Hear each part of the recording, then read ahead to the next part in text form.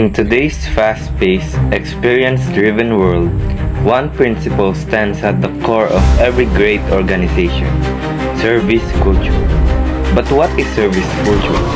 And why does it matter so much in our everyday lives?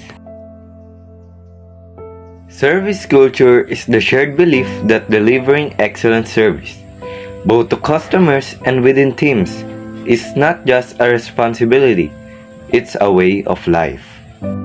Service culture is a set of organizational values, attitudes, and behaviors focused on exceptional service delivery.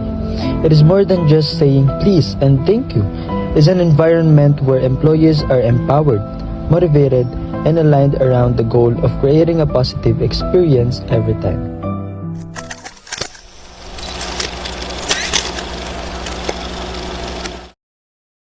From luxury hotels to public schools, from corporate offices to local restaurants, service culture is applied in countless ways. It's in the small detail, the friendly smile, the extra effort, and the willingness to listen and help. The impact of service culture is powerful. It leads to satisfied customers, motivate employees, and a strong brand reputation. In fact, many of the world's most successful companies attribute their growth to one thing: a culture of service. Historically, business focused on products and profits, but as industries evolved and competition increased, leaders began to see something new. Customers valued how they were treated just as much as what they bought. This shift gave birth to what we now call service culture. Today, service culture is a global standard, from tech startups to government offices, because people remember how you make them feel. Hello po, can you tell me about yourself? Sure, so I am Liam. I am a call center agent for almost 5 years and I am 23 years old. Okay, so ito po yung mga questions. Tell me about yourself and what brought you to in a call center. So I've been in the industry for quite some time already. What brought me to the industry is my passion in speaking. I always believe in my communication skills. Aside from earning some money for myself, I always wanted to enhance my communication skills as well. And I believe that this job helped me to enhance my com skills because they're always looking for someone who is able to speak properly. Okay, thank you for that. So, next question.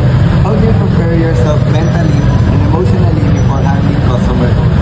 Honestly, that's a tough question because when I was working as a call center agent or when I've been working as a call center agent, it's very challenging for me to prepare mentally and emotionally. So what I do is I listen to music, I play games before handling customer calls, and sometimes I pray, or I always pray to give me endurance because most of the customers are irate and angry, so I have to be mentally prepared.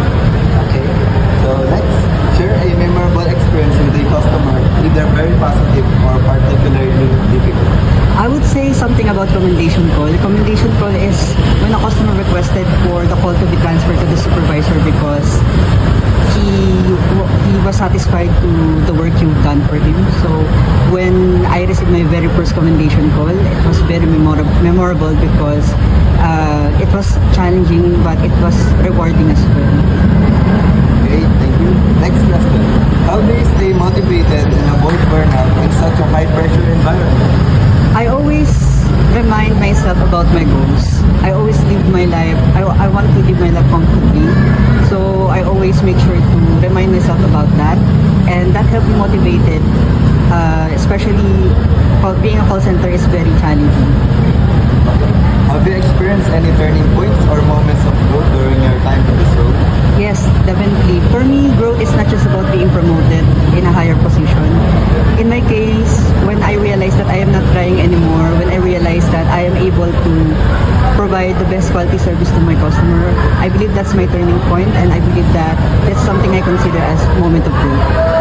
Okay, for the last question, if you could tell people outside the call center one thing about your job, what would it be? I think let's stop stereotyping call center agents. A lot of people look down on this profession because they think that call center agents are just sitting in front of our desktops inside an air conditioning, but there's more to it. I want to tell people that being a call center agent is rewarding yet challenging, so let's not look down on this profession. So, thank you for answering our questions, sir. Thank you. Service culture is the invisible thread that connects businesses to people, employees to purpose, and moments to memories.